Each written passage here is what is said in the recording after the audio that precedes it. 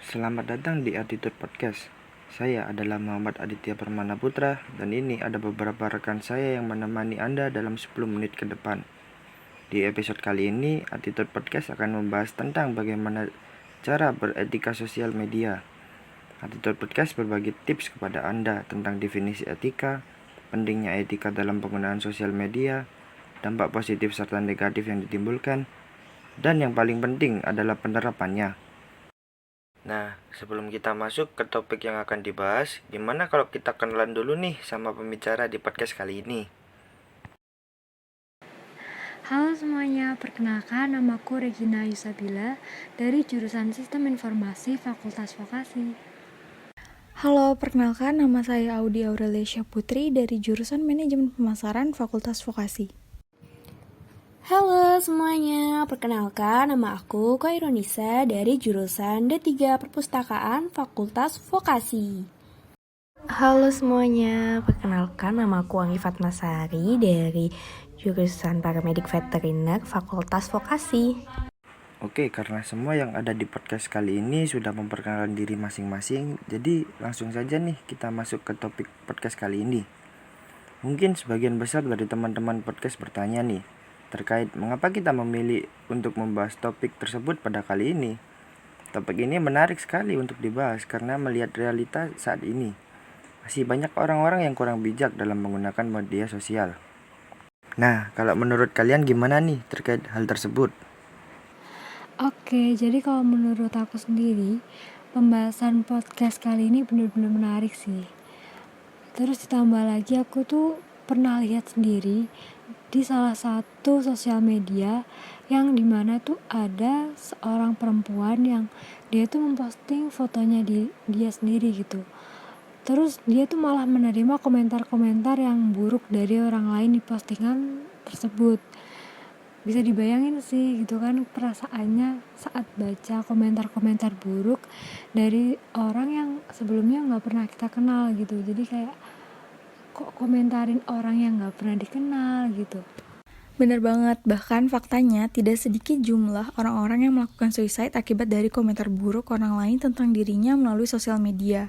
Kejahatan ini kita kenal sebagai kejahatan cyber atau cyberbullying. Nah, apa sih sebenarnya cyberbullying itu? Cyberbullying didefinisikan sebagai tindakan kejahatan yang disengaja dan berulang yang ditimbulkan melalui perangkat elektronik. Tindakan ini dapat berupa pengiriman pesan yang melecehkan atau mengancam, mengajukan komentar menghina tentang seseorang, dan mengancam secara fisik atau mengintimidasi seseorang dalam berbagai media online atau sosmed. Nah, sampai saat ini pun mengutip dari beberapa sumber sosial media bahwa munculnya internet dan smartphone tidak hanya menjadi sebuah strategi untuk meningkatkan interaksi sosial, tetapi juga dapat berkontribusi pada kesehatan mental beberapa remaja yang rentan. Iya nih, setuju banget. Korban cyberbullying berada pada resiko yang lebih besar loh daripada non-victims, baik dari kedua self-harm dan suicidal behavior. Pada tingkatan yang lebih rendah, pelaku cyberbullying beresiko bunuh diri bila dibandingkan dengan non-pelaku. Pembuat kebijakan dan sekolah harus memprioritaskan dimasukkannya keterlibatan cyberbullying dalam program untuk mencegah tindakan intimidasi. Jenis keterlibatan cyberbullying, frekuensi, dan gender harus dinilai dalam studi masa depan. Nah, sebenarnya tuh ada beberapa hal sih yang dapat dilakukan gitu untuk mencegah dan menghindari diri kita agar tidak menjadi pelaku dalam tindakan cyberbullying. Yaitu seperti menerapkan sistem etika dalam penggunaan sosial media gitu. Benar banget nih, jadi memang etika itu sendiri tidak hanya harus kita terapkan dalam kehidupan nyata aja, tetapi di dalam dunia maya seperti bermain media sosial itu harus kita terapkan. Karena pada dasarnya, kita sebagai pengguna sosial media tentu harus bijak dalam memperhatikan etika-etika saat bersosmed, karena semua hal tersebut telah termuat dalam Undang-Undang UU ITE yang menjadi alat untuk menindak tindakan seperti cyberbullying dan kasus-kasus lain yang tidak dibenarkan dalam bersosmed.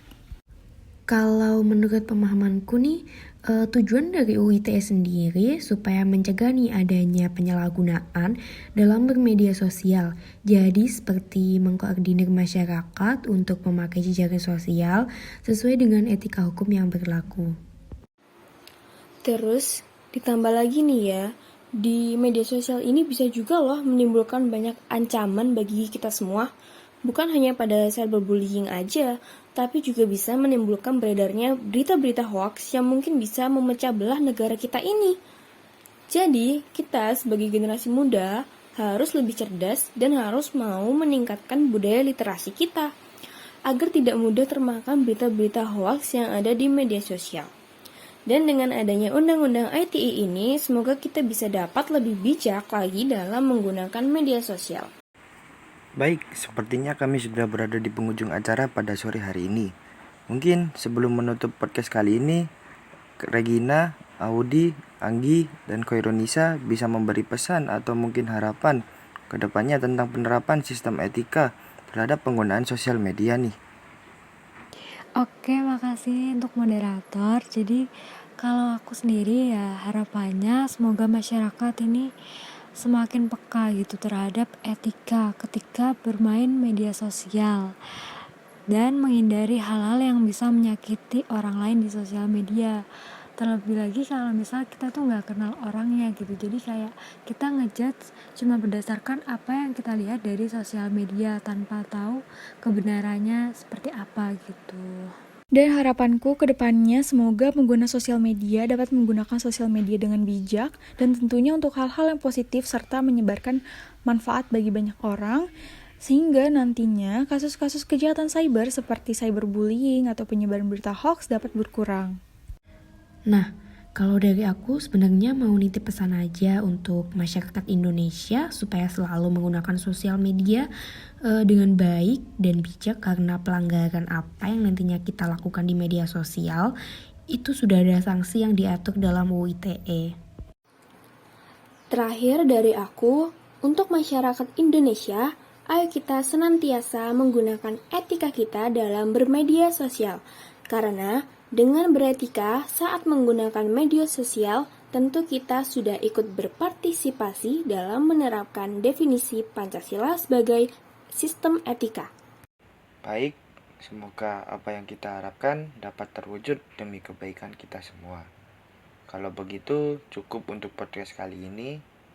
Kami atas nama Attitude Podcast mengucapkan terima kasih sebesar-besarnya karena telah menyempatkan mendengarkan podcast dari kami.